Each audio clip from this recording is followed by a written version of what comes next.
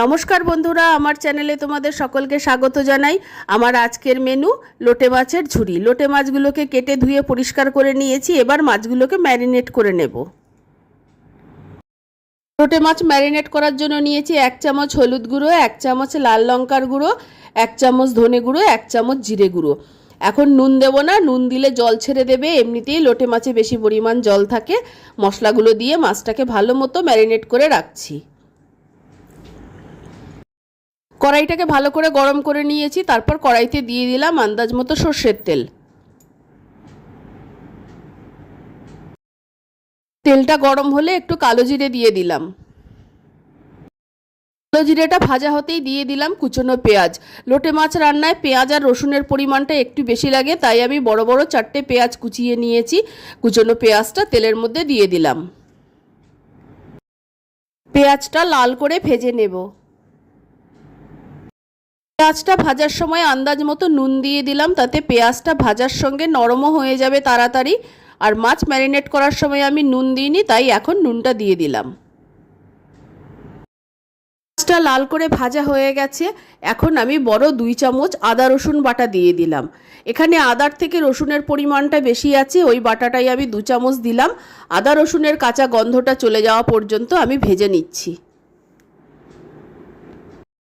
আদা রসুনটা ভালো মতো ভেজে নিয়েছি। এবার 2টো বড় সাইজের টমেটো লম্বা লম্বা করে কেটে নিয়েছি, সেই কাটা টমেটোটা দিয়ে দিলাম। আর কিছু কাঁচা লঙ্কা চিড়ে নিয়েছিলাম, কাঁচা লঙ্কাটাও দিয়ে দিলাম। এগুলো নরম হওয়া পর্যন্ত একটুক্ষণ ভেজে নেব। আর লোটে মাছে একটু ঝাল ঝাল হলে ভালো লাগে, তাই আমি কাঁচা লঙ্কা আর শুকনো লঙ্কার গুঁড়ো দুটোই ব্যবহার করছি। এখন মশলা বলতে শুধু আরেকটু হলুদ গুঁড়ো দিয়ে দিলাম, দিয়ে সব কিছু আরেকবার ভালো করে কষিয়ে নিচ্ছি। আর কোনো মশলা আমি আর ব্যবহার করব না, মাছের সঙ্গেই বাকি সব মশলা দিয়ে মাছটাকে ম্যারিনেট করে রেখেছি। মশলাটা ভালো মতো কষানো হয়ে গেছে, এবার ম্যারিনেট করে রাখা মাছগুলো মশলার ওপর একটা একটা করে সাজিয়ে দিচ্ছি।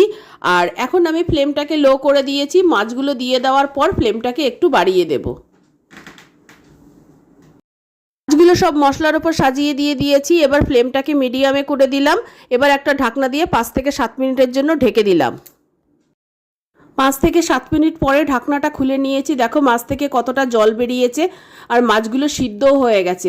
একটা ছুরি বা কাঁটা চামচের সাহায্যে মাছগুলোকে মাঝখান থেকে লম্বা করে ভাগ করে তার ভেতর থেকে কাঁটাটা আমি তুলে ফেলে দেব।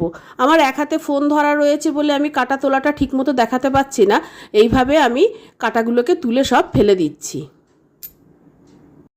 লোটে মাছ থেকে প্রচুর পরিমাণে জল বেরোয়, আর কাঁটাগুলো সব আমি তুলে ফেলে দিয়েছি। নুন আর ঝাল ঠিক আছে। এবার জলটা শুকনো করে নিলেই আমার রান্নাটা হয়ে যাবে। ফ্লেমটাকে লো টু মিডিয়াম রেখে আমি জলটা শুকিয়ে নিচ্ছি।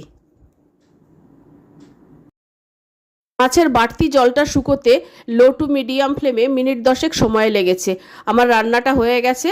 যখন দেখবি এরকম কড়াই থেকে ছেড়ে আসছে আর একটা মন্ড মতো পাকিয়ে যাচ্ছে, তখনই বুঝবে রান্নাটা হয়ে গেছে। এতে আর কোনো জল নেই, এবার আমি নামিয়ে নেব।